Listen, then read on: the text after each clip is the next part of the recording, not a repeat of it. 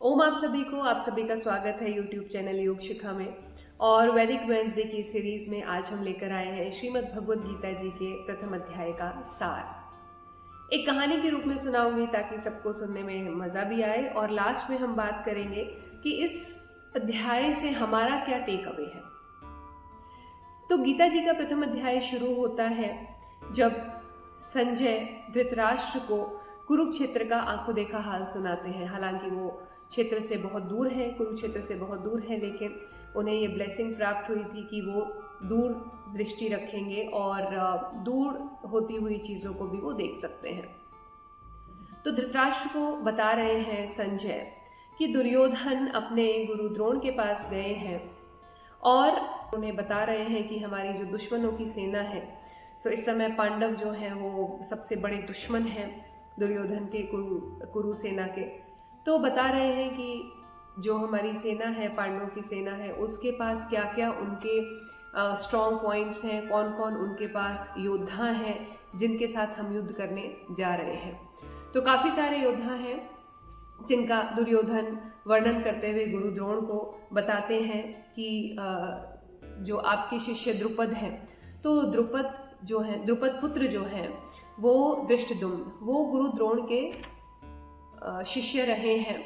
हालांकि ये एक भविष्यवाणी थी कि द्रुपद के पुत्र धृष्टद्युम्न ही गुरु द्रोण का वध करेंगे, लेकिन ये जानने के पश्चात भी गुरु द्रोण ने जैसे अपने बाकी शिष्यों को ज्ञान दिया, वैसे ही धृष्टद्युम्न को भी पूरी उसी तरह से उन्होंने तैयार किया था।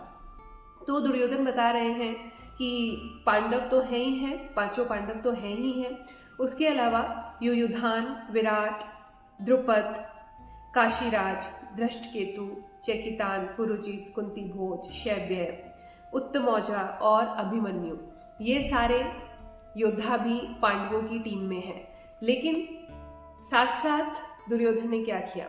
दुर्योधन ने बताया कि चलो ठीक है, उनकी टीम में तो ये है सो है, लेकिन हम भी किसी से कम नहीं हैं। हालांकि देखिए, दुर्योधन की बुद्धि खोटी थी, मति मारी गई थी उसकी, तो ये परिस्थितियां पैदा हुई उसके अहंकार की वजह से। लेकिन ये मानने से इनकार नहीं कर सकते कि दुर्योधन भी एक उत्तम योद्धा थे और उत्तम रणनीति बनाने में एक उत्तम व्यक्ति भी थे। तो ठीक है, दुर्योधन बोलते हैं उनकी साइड तो है, लेकिन हमारी साइड भी कम नहीं है। तो अभी क्या कर रहे हैं? अभी अपनी स्ट्रेंथ के बारे में बात कर रहे हैं। ठीक है, तो हम भी इस चीज़ से, एक छोटी सी चीज़ से सीख सकते हैं कि अगर हम कहीं रण में उतरे हैं, देखिए हम मैदान में रण में नहीं उतरते हैं। हमारा रण क्या है? हमारा रण है जीवन का रण। हमारा रण है, अगर हम स्टूडेंट्स की बात करें तो उनका रण है कोई ना कोई कंपटीशन, ठीक है, जो उन्हें क्रैक करना है। अब यहाँ से सीखिए कि अगर हम किसी भी कंपटीशन के बारे में बात कर रहे हैं या जीवन की किसी भी परिस्थिति में उतर रहे हैं, तो सामने क्या परिस्थितियां हैं उनका अच्छी तरह से उनको ऑब्जर्व करना बहुत ज़्यादा ज़रूरी है।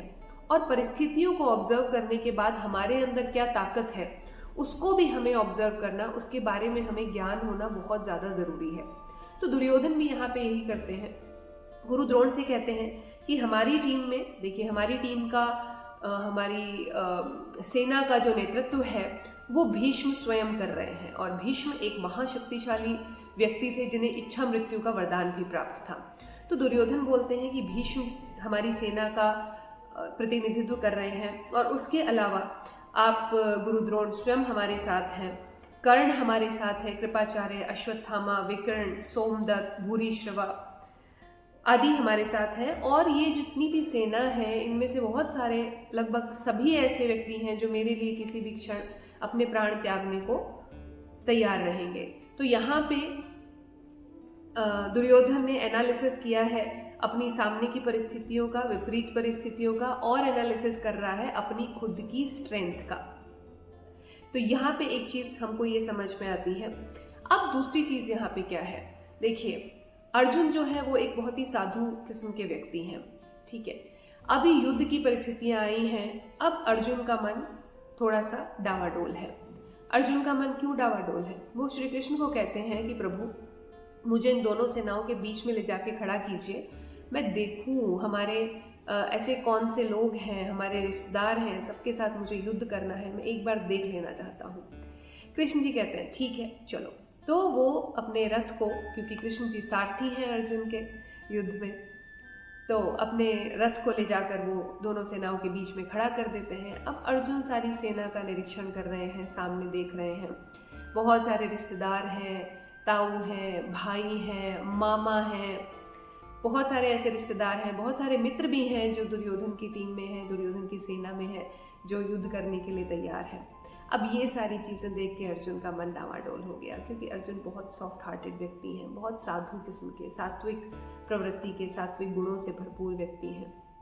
तो अब अर्जुन का जो कॉन्फ्लिक्ट है यहाँ पे, वो गीता के प्रथम अध्याय में दिखाया गया है, और इसीलिए इसे अर्जुन विषाद योग बोला जाता है, क्योंकि अर्जुन इस समय दुख में है, विषाद में है और परेशान है कि मैं क्या करूं। तो श्री कृष्ण को कहते हैं देखिए भगवान, मैं कैसे युद्ध करूं, सामने मेरे सारे रिश्तेदार, मेरे भाई बंधु, मेरे दोस्त सब लोग खड़े हैं, इनके ऊपर मैं कैसे हथियार चला सकता हूं। और बता रहे हैं कि उनकी शारीरिक स्थिति क्या है, उनकी मानसिक स्थिति क्या है। तो बोलते हैं अर्जुन कि मुझे चक्कर आ रहा है, मेरे हाथ पैर कांप रहे हैं, मेरे हाथ से मेरा गांडीव छुटा जा रहा है और मेरा मन बहुत विचलित है, मेरा मन बहुत दुखी है, इसलिए मैं ये युद्ध नहीं करना चाहता। तो यहाँ पे देखिए अर्जुन कितने भी सात्विक प्रवृत्ति के इंसान हैं, लेकिन उस टाइम उनका जो फर्ज है, उनका जो कर्तव्य है, वो है युद्ध करना, और युद्ध भी एक अच्छे के लिए, एक अच्छी परिस्थिति को लाने के लिए और बुराई को मिटाने के लिए। लेकिन फिर भी अर्जुन यहाँ पे कॉन्फ्लिक्टेड स्टेट में है। अब अर्जुन की कॉन्फ्लिक्टेड स्टेट से देखिए बहुत सारे हम में से बहुत लोग अपनी स्थिति को कंपेयर कर सकते हैं। जीवन में कितनी सारी ऐसी परिस्थितियाँ आती हैं जहाँ पे हम निर्णय लेने में बहुत ज़्यादा घबराते हैं, बहुत ज़्यादा घबराते हैं। दोनों तरफ परिस्थितियाँ ऐसी होती हैं कि दिमाग कंफ्यूज होता है कि क्या करें, क्या ना करें, क्या ना करें। और लगभग हमारी हालत भी ऐसी होती है, हृदय की धड़कनें बढ़ जाती हैं, दिमाग घूमने लगता है, शरीर कांपने लगता है, जहाँ डिसीजन लेना मुश्किल हो जाता है। तो यही हालत अभी गीता जी के प्रथम अध्याय में अर्जुन की कही गई है। और एक जगह अर्जुन ने ये भी बोल दिया है कि मैं इस समस्त राज्यों का त्याग भी कर दूंगा, जो भी मेरे पास है मैं सब चीज़ों का त्याग करने को तैयार हूँ, लेकिन मैं युद्ध नहीं करूँगा। अब अर्जुन क्या है, युद्ध से पीछे हट रहे हैं, और युद्ध क्या है, इस समय युद्ध है उनका परम कर्तव्य। तो यहाँ पे अर्जुन के विषाद को बताया गया है। तो इसमें से कुछ चीज़ें मैंने आपको बताई, फिजिकल उनका क्या अभी स्टेटस है, मेंटल स्टेटस क्या है, और कितना बड़ा वो त्याग करने को तत्पर हैं, सिर्फ किस लिए, सिर्फ युद्ध ना करने के लिए। तो कहीं ना कहीं देखिए ये परिस्थिति जो है ये अर्जुन के मोह को भी दिखाती है। ठीक है, अर्जुन का मोह है अपने भाइयों के साथ, अपने गुरु के साथ उनका प्रेम है, गुरु के प्रति उनकी भक्ति है, पितामह भीष्म के प्रति उनका आदर है, उनका प्रेम है। तो ये एक तरह से प्रेम के वशीभूत होकर, मोह के वशीभूत होकर अर्जुन इस समय बहुत ही कॉन्फ्लिक्टेड स्टेट में है। तो प्रथम अध्याय में सिर्फ अर्जुन का कॉन्फ्लिक्ट दिखाया गया है, और लास्ट में ये बोला गया है कि अंत में परिस्थितियाँ ऐसी बनती है। और देखिए श्री कृष्ण भी क्या कर रहे हैं, आराम से अर्जुन की परिस्थिति को, उनकी मनहा स्थिति को सुन रहे हैं। अभी कृष्ण जी ने यहाँ पे कुछ नहीं बोला है, कुछ नहीं बोला, अभी सिर्फ वो सुन रहे हैं। तो good listening skills, if you are leading someone, if you are a leader or if you are head of your family, be a good listener. Even if you are not a head of your family, but always be a good listener. So ये तीन जो take Awez हैं ये हमें यहाँ पे समझ में आते हैं। पहला, परिस्थितियों को समझना, अपने सामने की परिस्थितियों की ताकत को समझना, अपनी ताकत को समझना, कॉन्फिडेंट रहना। दूसरा, कॉन्फ्लिक्टेड स्टेट ऑफ माइंड, इससे कैसे निजात पाएंगे ये हम आगे समझेंगे। और तीसरा, कृष्ण जी की तरह एक गुड लिसनर बनना। अब एक चीज़ आप मुझे बताइए कि गीता जी के बारे में हम लगभग सभी जानते हैं, और हम ये भी जानते हैं कि भगवान श्री कृष्ण ने अर्जुन को इस विषाद से कैसे बाहर निकाला था। ठीक है, तो हमारे सबके जीवन में कोई ना कोई कृष्ण ज़रूर है, जो हमें विषाद से बाहर निकालते हैं, जो हमें कॉन्फ्लिक्ट से बाहर निकालते हैं और हमें रास्ता दिखाते हैं।